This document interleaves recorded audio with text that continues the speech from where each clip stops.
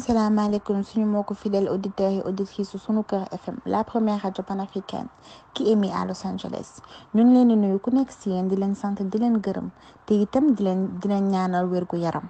tey nag comme niñ ko baaxoo di def chaque dimanche à 20h seen xarit seen doomu ndey Kya Niang moo ngi leen di présentel seen émission TikTok les ados en cœur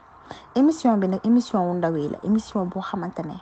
ndaw yi ñun ñëpp dañuy toog autour de la table wax ci faits divers ak lépp loo xamante ne mi ngi xew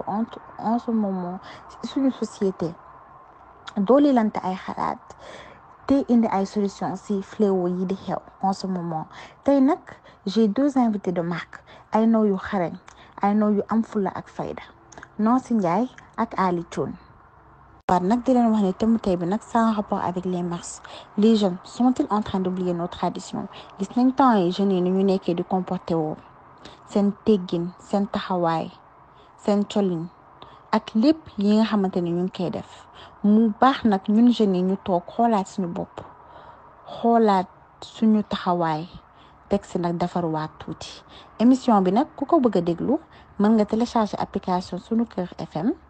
Play Store wala App Store ku raté émission bi itam mën nga dem suñu page YouTube Sunu Kër FM intégralité émission baa ngi foofu léegi nag damay dalal sama gan yi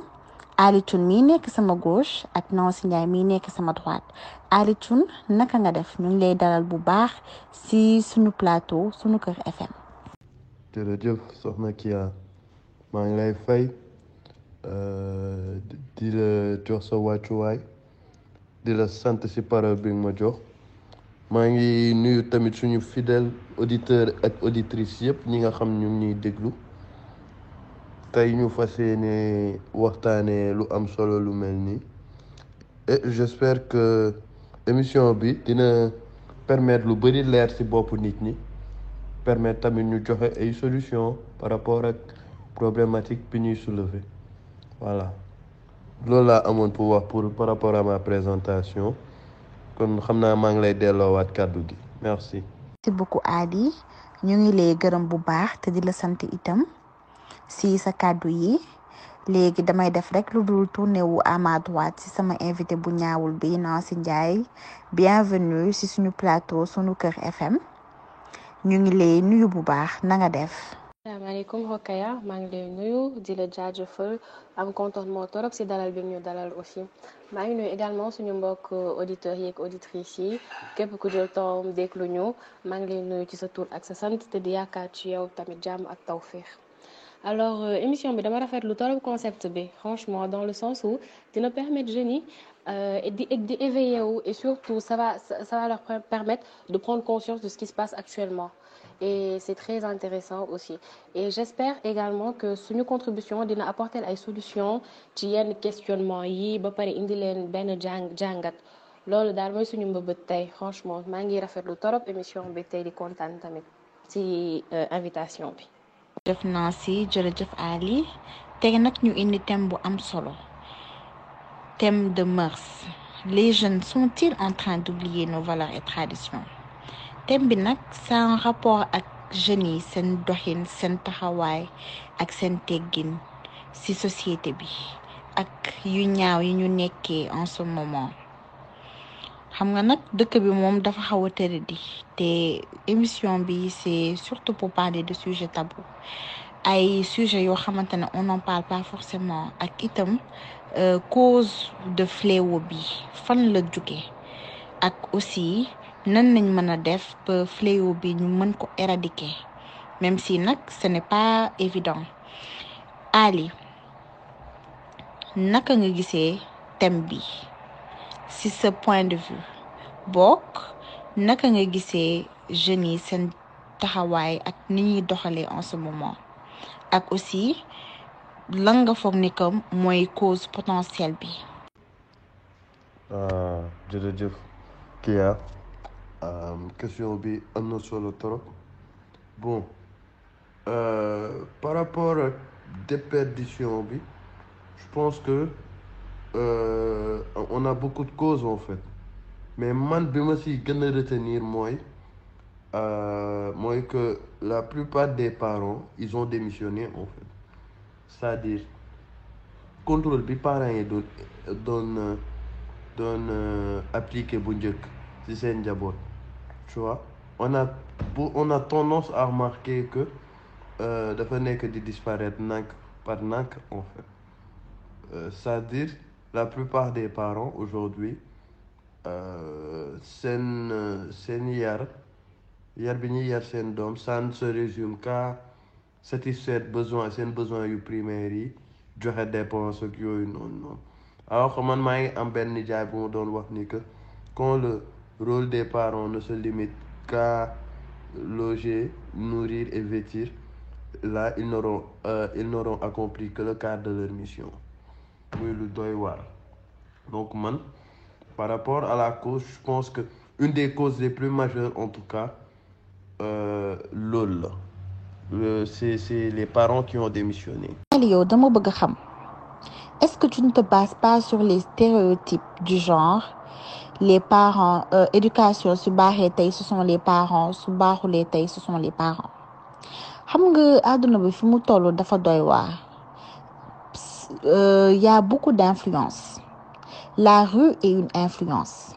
Les réseaux sociaux sont des influences. L'école, c'est une influence. fii tey gis nañ fi ay parents yu bari yoo xamante ne lu nekk éducation bu munti xalaat def nañ ko seen doom jàngal nañ leen alxuraan ak lépp loo munti xalaat def nañ ko mais pourtant xale bi génn na def lu ko neex donc yow foogoo ni que nit ak lu mu munti ak sa parent lu mu munti def si yow soo waree bon da ngay bon soo bëggee baax da ngay baax soo bëggee bon da ngay bon. Aussi je veux savoir pourquoi yow nga ni que en majeure partie ce sont les parents et aussi yow ban exemple nga gis ak lan nga gis comportement xale yi ba nga mën a wax ni que parents yi ñoo tax ñuy comporter woo noonu. Non, pas un stéréotype. Mais je pense que c'est avéré. En tout cas, pour moi, par rapport à ma conception, je pense que c'est avéré. Parce que, da ngay jël benn exemple bu terre à terre. Je sais pas ndax yéen a ngi fréquenter yenn quartier populaires yi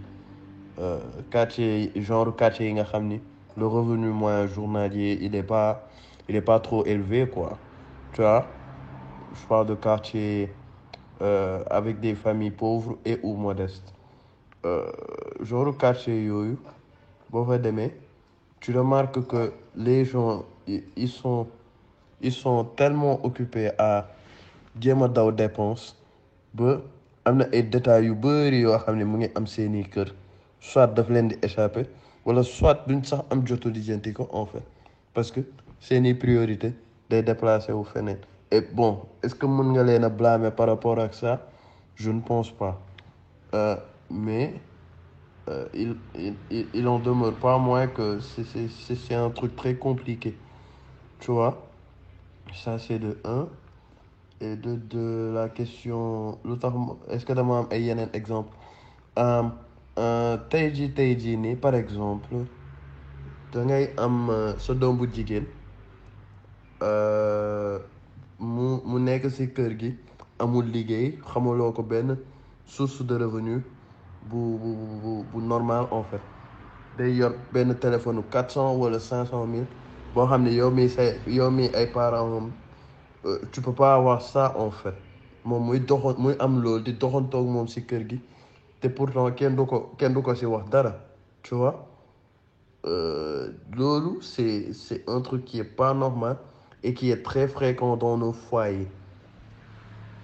ginnaaw si dégg nga li Ali wax c'est très fréquent de nos jours gis ay xale yu jigéen yoo xamante ne liggéeyuñu yaruñu gottuñu te seen parents yi ils en sont conscients wala yenn saa sax ils en sont pas conscients mais dañ leen di gis en fait ñu am ay sommes faramineuses di def ay achats te yenn saa sax seen parents yi ñoom bi ñuy génn seen parents yi ñoo leen di naan sooy ñëw indaaleel dépense. léegi yow lan nga ci xalaat tu te dis que parents yi ñoo leen yaree noonu wala parents yi ñoom ñooy jël seen ay besoins di ko jiital bañ a xalaat seen doom li ñuy def ou tu te dis que xale yi rek ñoom daal ñoo xam nga rek ñoom ñoo xaw a dëng seen dëng bopp yow bëgg naa xam sa point de vue lan nga ci xalaat ndax d'accord nga ci Ali wax ou pas. Alors, Rokhaya, moi je rejoins Alioune sur une partie de la réponse qu'il a apportée.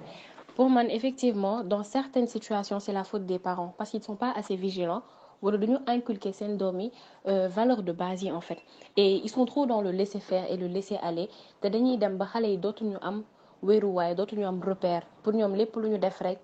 noonu la parce que amuñu ay parents yu leen di indiwaat ci yoon bu baax bi. Mais d'un autre côté, je me dis que tamit gis nañ fi ay parents yoo xamante ne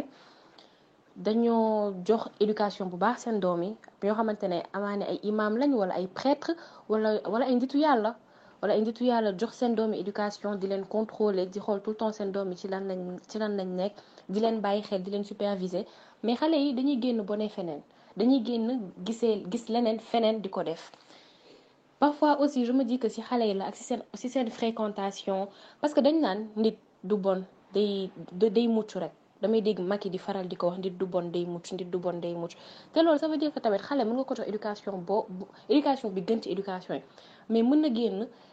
dëng boppam donc je me dis que effectivement parfois c'est la faute des parents mais il faut pas tout mettre sur les parents aussi parce que parents yi tamit dañoo toll jamono boo xamante ne tey yaay yi dañuy xëy liggéeyi papa yi xëy liggéeyi dootuñu mën contrôler seen doom yi comme avant ni mu doon demee parce que jamono moo ko laaj jamono mooy dox jamono moo tëddee noonu instant bi donc on peut pas tout mettre sur la faute des parents aussi je crois. Et Ali moom il a donné exemple sur quartier yi nga xamante ne ils ont des salaires la plupart des gens qui habitent ils ont des salaires journaliers te ñi nga xamante ne bon dañuy daw tout le temps duñu tal surveiller seen njaboot yow lan nga foog tu penses que am moo tax ba yow doo mën a éduquer sa doom wala lan la parce que man je me dis que fii nit yàgg nañ di daw en fait yàgg nañ di daw mais ba léegi en fait ñu ngi xool seen njaboot mais phénomène bi xew léegi te pourtant c'est vrai que jamono dafay dox mais phénomène bi xew léegi dafa xaw a doy waar daal te également gis nañ ni que comme ak xale mixta yi ak ñoom seen ñu bëri nañuy def seen parents yi duñu xam dañuy jóg rek def te également sax ñi bëri la plupart de cas yi may gis temps yi ak ñun ñëpp yi ñuy gis temps yi ce sont ay parents yi ay xale yi nga xamante ne seen parents yi dañoo am ñooy dem di def ay soirées privées yoo am drogue ak ñoom seen xam nga drogue du n'importe qui moo koy jënd donc nañ si bàyyi xel est-ce que am moo tax sa doom war a bon wala lan la exactement. Et aussi si côté boobu noonu Ali wax si exemple famille mooy quartier ruraux yi est-ce que yow tu es d'accord avec ça. Ok man je ne rejoins pas tout à fait Ali si propos yi mu jot a tenir parce que je pense qu'on peut pas tout mettre sur la faute des parents et dire que les parents sont démissionnaires wala teg lépp ci am si ñàkk ndax gis nañ fi ñoo xamante ne seen loxo jotul seen diggu ginnaaw te pourtant doo leen dégg si yenn yu bëri yi ñu ngi toog am seen di garder seen dignité te seen ngor te nekk si yoon bu baax bi da ngay gis ñoo xamante ne ay borom wërsëg lañ borom alal seen parents yi amaane am na lu leen yàlla wërsëgal te déboire yi ngay dégg yëpp seen tour nga siy fekk. Alors moi je pense que loolu mënuñu ko wekk essentiellement si parents démissionnaires yi wala si am bi ak affaire yooyu noonu parfois xale yi seen jëmu bopp en fait xale yi dañoo war a arrêter di teg faute bi si parents yi te teg ko si xale yi. parce que fii àdduna ku bëgg jël yoon bu bon da ngay jël yoon bu bon ndaxte fii ku dem sa xel nga demee ku dem yow yaa def li tax nga yegg ci benn niveau bi kon tey pour man xale yi dañu war a teg responsable dañu war a teg dañoo war a bàyyi di jéem a làkk xale yi en quelque sorte di teg lépp ci photo parents yi alors que ñoom la selon moi xale yi lañu war a waxal parce que xale yi la en fait du parents yi du leneen suñu dëngee wala ñu jël yenn yoon yi ñoom la et ça n'engage que pour man on doit arrêter de trop mettre la faute sur les parents effectivement ils ont leur part de responsabilité dedans mais la plus grande part elle revient aux enfants. non si dañ ne kuy soo ko yaree su màggee yow lay jëkk mbëkk loolu moom dëgg la éducation bi c'est la base. mais nag dañu gis ni que léegi dafa bëri ay facteurs comme ni ma ko waxee ci début bi y a plein de facteurs yoo xamante ne c'est compliqué parce que gis nañ ni que internet bi léegi ñëpp si nañ ñi nekk léegi sax nit yi amatuñu tal da ngay gis nit yi toog seen salon au lieu que ñu discuter au lieu que ñu wax ku nekk mi ngi sëpp si téléphone am yow Ali yow mii wax ni que yow mii jël faute bi yëpp def ko sëpp ko si parents yi pas faute bi yëpp mais yow mii wax ni que parents yi ñoo si am majeure partie de faute bi yow lan nga xalaat si loolu si yeneen facteurs yi nga xamante ne mooy léegi tendance bi mooy am téléphone bu rafet pour mën a def ay vidéo ay statut dugal ko ci réseaux sociaux yi léegi dëkk bi ku fi amul oto duñ la respecté ku fi takkul or duñ la respecté ku fi amul téléphone bu baax duñ la respecté doo bokk léegi loolu yow lan nga ci xalaat wala pour yow loolu ba léegi c'est la faute des parents wala société bi la société bi moo tax xale yi mel nii film yi ñuy teg léegi audiovisuel bi yi ñuy seetaan ci film yi léegi film yi sax bañ na ko ba rarement ngay gis film boo xamante ne dafay jàngalaate am na ba léegi rarement ngay gis film boo xamante ne dafay jàngalaate la plupart de film yi léegi ñu ngi dafay affaire tubaab ak yoo xamante ne du suñu aada du suñu tradition yow lan nga xalaat ci loolu yëpp. Rokhaya sa intervention bi am na solo trop bon c'est que jamono ji dañoo nekk ci jamono wu le paraître dafa occuper place boo xam ni waru ko occuper en fait parce que waaye képp koo ci gis mu ngi xool fan la war a classer en fonction de peut-être li ngay sol wala téléphone bi nga yor wala oto bi ngay dawal alors que ça ce n'est pas le plus important tu vois loolu c'est un problème c'est vrai que c'est un problème par rapport à la société mais man ba tey je trouve que foofu tamit peut-être parents yi am na fu ñu fauté parce que ñun par exemple suñuy entourage booy xool xam nañ ay nit yoo xam ni dara mënu leen a yóbbu tu vois parce que dès le plus jeune âge dañoo def seen bopp ni que dañoo war a non seulement dañoo war a gëm seen bopp mais waruñu seen réussite en fait waruñu ko cantonner si réussite u keneen wala ñoom li ñuy am waruñu ko cantonner en fait si keneen lu muy am ba tout le temps muy jël sa attention non tu vois donc je vais pas dire que c'est de la faute des parents balaa ngeen ni man dama contre parents yi et tout mais foofu tamit am na benn rôle boo xam ne xëy na waroon nañ ko si jouer ba pare souligner nga tamit benn point bu important c'est-à-dire réseaux sociaux yi dafay pervertir nit ñi carrément et plus précisément fii au Sénégal les gens utilisent très mal les réseaux sociaux et malheureusement ñun on n'a pas reçu de formation par rapport à ça en fait c'est-à-dire muy yow xëy na muy yow wala muy man dañoo xëy rek benn jour ñu jox ñu téléphone après ñu war a découvrir suñu bopp toile internet naka lay demee alors que non c'est un outil très dangereux boo xam ni balaa nga koy commencer utiliser kenn ku expérimenté waroon na mën a toog ak yow wax la ni kat lii ak lii ak lii ak lii baax na si lii am na si solo lii ak lii moytu ko si mais malheureusement ce n'a jamais été le cas moo tax Sénégalais di bëri ay dérives par rapport à l'utilisation de ces réseaux sociaux voilà. Comprendre en fait yow ce point de vue c'est-à-dire yow tu te dis que nit yi nga xamante ne dañu bëgg mel comme ñeneen yi envie la wala en fait ce sont des personnes envieuses ay nit yoo xamante ne mënuñu doylu et que loolu c'est à cause de leurs parents donc yow tu te dis que nit nu mu munti mel parent wam moo tax tu ne penses pas que nit ku nekk ak yow sa personnalité que yow instant yi nii si tu es une personne envieuse c'est ta personnalité tu es comme ça tu t'es forgé comme ça ou tu ne penses pas que les gens veulent juste réussir et certaines personnes ne savent pas comment réussir et il y a la tentation partout. Déjà xale yu jigéen yi nga waxoon sànq xam naa dinañ si ñëwaat léegi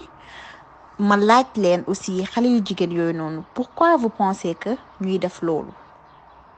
ak aussi tentation bi et également wax nga léegi que réseaux sociaux yi il faut que ñu ñaxtu si nit yi en fait c'est-à-dire il faut que ñuy def ay leçons wala ñu expliquer nit yi mais le truc c'est que xam nga léegi xale yi ni ñu roodewee si téléphone yi parents yi sax roodewuñ ko mën nañ la jaay te yow doo ko xam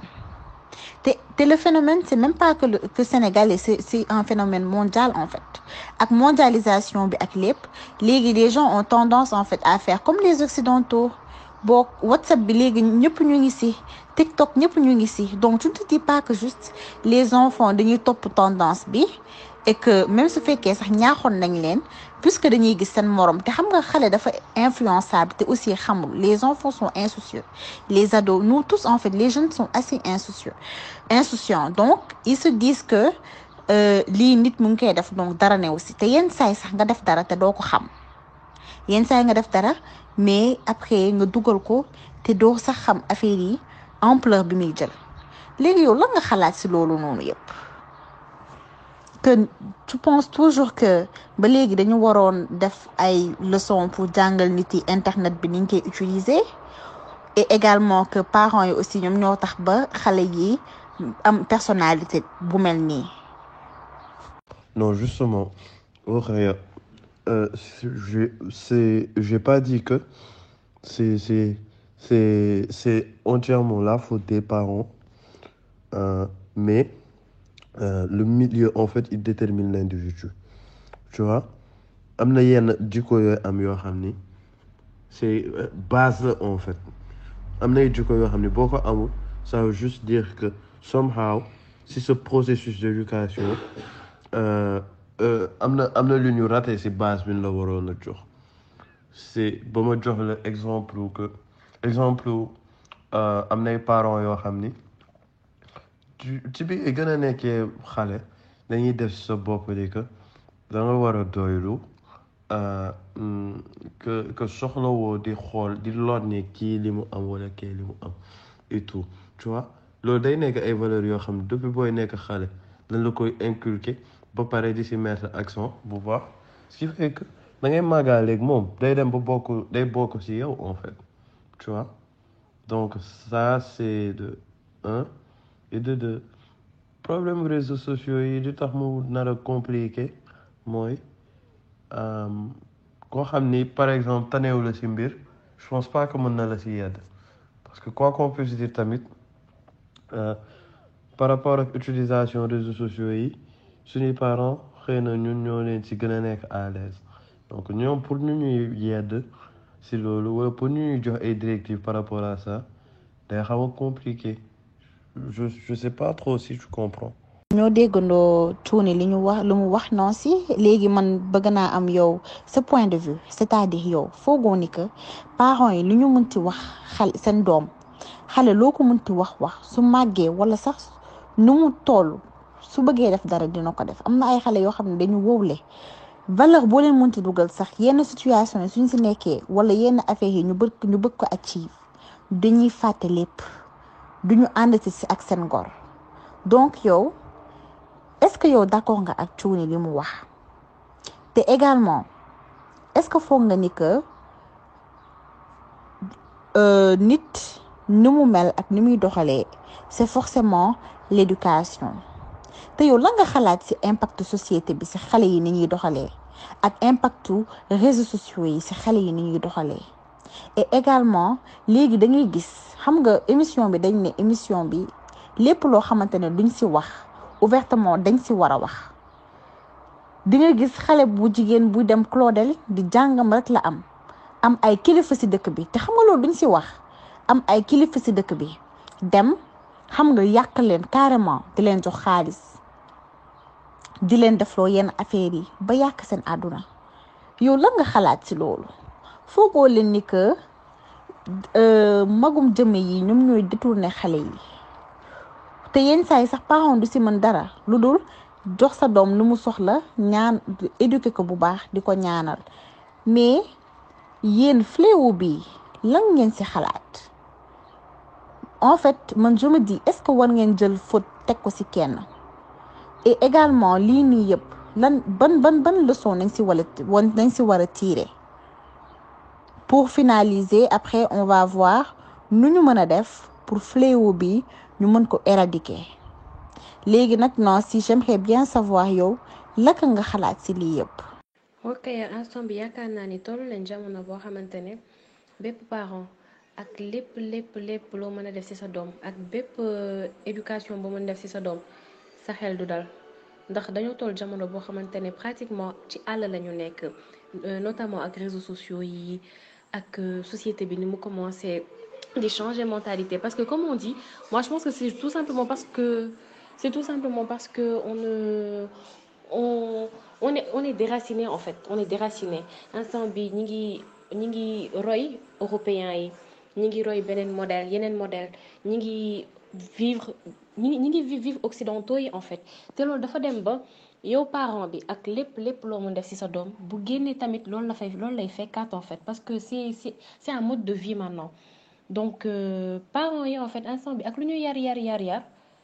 seen xel du daal parce que dañu naan dëkk bi léegi àll la te réseaux sociaux yi tamit àll bu mag mi ngi noonu parce que réseaux sociaux façon nit bu nekk nga fay gis da ngay gis ku baax da ngay gis koo xamante ne mentalité mooy loolu da ngay gis ñu dëng da ngay gis façon nit bu nekk ñu ngi ci réseaux sociaux yi donc tey fii tey xale ak loo mën a wax ak moom bu génnee changer tamit wala mu génn nekk beneen nit parce que fréquentation yi parce que réseaux sociaux yi parce que mode de vie bi léegi da ngay xam ne loolu parents yi tamit benn instant seen xol du si nekk tamit mais ñàkk nañ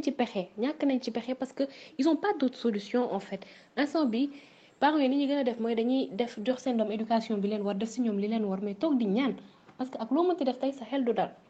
moom comme ni nga ko waxee rek effectivement ñëpp xam nañ ne que léegi moom fépp àll la et que la plupart du temps man j'ai remarqué que les gens suñu gisee xale def na ko su dul noonu dañ naan kii de def na lii en fait les gens ne font que juger te man émission bi en fait man je me dis que si émission bi waruñu juger kenn mais au contraire on doit se poser des questions comme ça auditeurs ak auditrices yi ñuy déglu sax ils doivent se poser des questions à savoir qu'est-ce qui n'a pas marché. Pourquoi les enfants sont comme ça au lieu de les juger de dire xale bii de dafa bon xale bii de du déglu xale bii de dafa wóole wala parent moom lii ak lee lu tax lii am naka nañ war a def pour lii deñ gis nañ ni que léegi xam nga avant sax théâtre yi daf fi nekkoon nit yi di seetaan di jël exemple li kii de ci théâtre bi lii la def moo tax fii la mujj ñun de duñu def lii comme ça ñun au moins xam nga y avait beaucoup d'enseignement mais léegi dañu gis ni que enseignement bi dafa wàññeeku bu baax léegi man fléau bi dama bëgg a xam en fait il faut que ñu wax boo xamante ne dina tax ba nit yi dinañ mën a développer en fait seen intérieur c'est-à-dire ñu xam naka nañ mën a def pour que lii nii deñ ku nekk jàpp si léegi maintenant si je te pose la question à savoir lan nga foog ni que parce que ñun déjà wax nañ ci cause yi et tout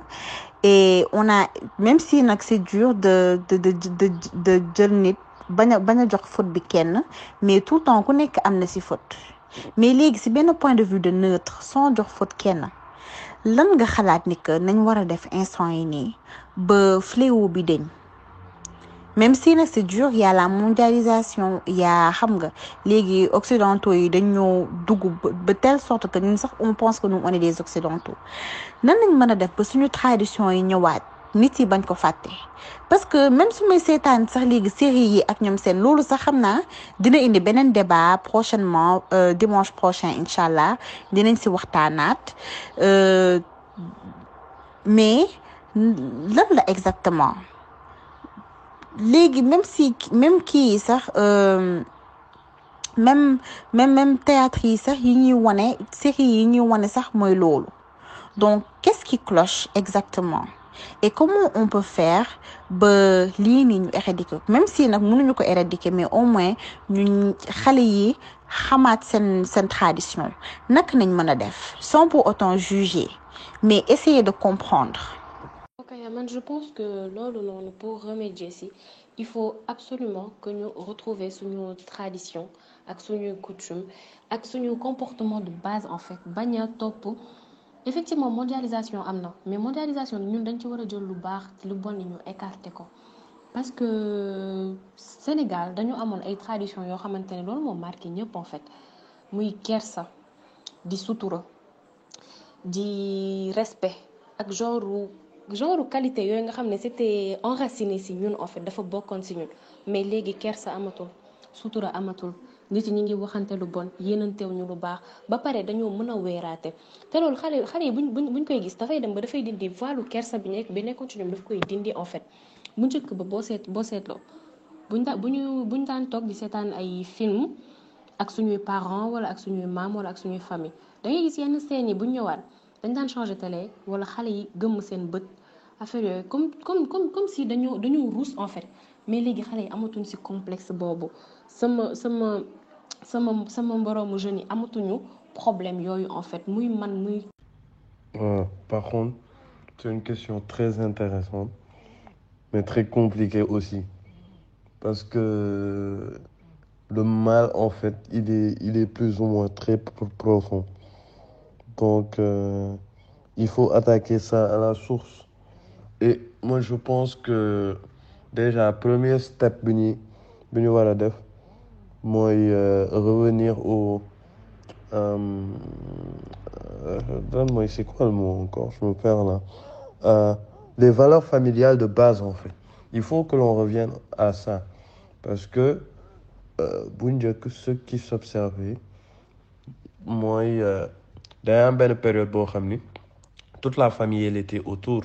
tu vois ñuy déglu mag ñi ñuy joxe ay conseils et tout nga siy jàng nga siy am ay leçons de vie et tout alors que léegi la société elle est plus ou moins individualiste donc yooyu dafay compliqué c'est-à-dire da ngay dëkk ak say parents say mag say rakk si benn kër vous restez des jours peut-être sans discuter wala bu fekkee da ngeen di tuddante lu vite fait lay doon tu vois c'est assez compliqué ça donc déjà que la communication au niveau de la famille déjà mu gën a jàll je pense que c'est très important et bon tu m'as parlé de l'exemple de la dame de Mixta là mais est-ce que Mixta kese la ñuy loué ay appartement fii nii Dakar tu vois il faudrait que ñu refaçonner système bi en fait par rapport à ce cas bien précis parce que quoi qu'on puisse dire bu fekkee même bu nekkul Mixta lañ koy joxe moi j'arrive toujours pas à concevoir que en 2020 ici à Dakar au Sénégal ay jeunes ñoo xam ne peut-être ils sont même pas mineurs qui puissent en fait louer des appartements nii sans problème et tout duñ leen ci topp duñ leen ci def dara donc la législation par rapport à ça en fait elle fait défaut donc il faut que ñu refaçonner système bi yëpp je pense et pas oh, I'm bugging mais pas ay mouvement yu individuel en fait parce que tey jii boo mu waxee ni que waa cité mixta rek ñooy jël ay dispositions par rapport à ça c'est lu ndaw la en fait je sais pas si tu comprends donc il faut que ñu appliquer loolu à une plus grande échelle xoolaat législation par rapport à ça et voilà quoi ñu dérouler. Effectivement Ali effectivement donc suñu mbokk auditeurs et auditrices ñu ngi leen ni sant bu baax xam naa ni moom instant yi l'émission tire à sa fin temps bi ñu amoon bi mi ngi waaj a jeex léegi rek xam naa damay bàyyi suñu invité yi joxe seen mot final voilà ñu amaat beneen dig daje prochainement dimanche prochain inchallah. Je vais donner la parole à Ali pour mu joxe mot finalam. Merci c'est échange bi richoon na c'était très fructueux et tout mais lii lépp day wane ni que en fait war nañoo waxtaanaat lu bëri parce que quand même quoi qu'on puisse dire il y a beaucoup d'efforts à faire donc il faut que ñu waxtaanaat lu bëri pour wut ay solution par rapport à la chose les remercier tamit si pertinence su question yi ak pertinence su intervention yi et tout voilà ça a été un plaisir en tout cas merci beaucoup. Beaucoup Ali pour sa présence ñu ngi koy rafetlu bu baax a baax xam nga aussi ñun entre jeunes on doit s'entraider on doit discuter entre nous donc émission bi dafay tax rek xam nga ñuy gën a mën a ñaaxaale jeunes yu mel ni ñun ñuy jàppale wante suñu biir ba pare xam nga ku nekk rek dolli sa morom dara dafay important léegi xam naa damay bàyyi Nancy rek Nancy yow it ñu ngi lay gërëm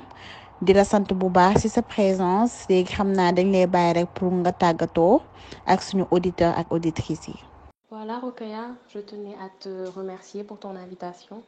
parce que débat bi c'est un débat qui me tenait à cœur c'est un débat très très important pour moi parce que ak contexte bi ñu nekk instant bi nii ak ku ñu mën désigner comme coupable il faut le plus important à l'heure actuelle c'est de trouver des solutions yi moo ci ëpp solo parce que dans tous les cas affaire bi ñun ñëpp la touché ñun en tant que jeunes mais également ñun en tant que futurs parents en tant que futurs éducateurs débat bi dafa important et je tenais à te remercier à toi pour ta disponibilité également et pour la pertinence des questions que tu nous as posées également maa ngi jéggalu aussi auprès des auditeurs su fekkee on a eu à tenir des langages yu leen déranger wala yu leen faire tiquer dañ koy teg ci suñu mata direct parce que nit matul ñi ngi jéggalu bu baax su fekkee dafa am ay propos yu ñu warul woon tenir maa ngi leen di remercier également pour déglu bi ngeen ñu déglu ak seen disponibilité voilà. di remercier waale Ali Thioune il a tenu des propos très très pertinents également et il a également apporté des solutions très très pertinentes maa ngi koy remercier ci loolu également di jaajëfal ñëpp vraiment kontaan naa merci beaucoup. tuñu complexe boobu et te il faut impérativement que kersa bi ñëwaat que sutura bi ñëwaat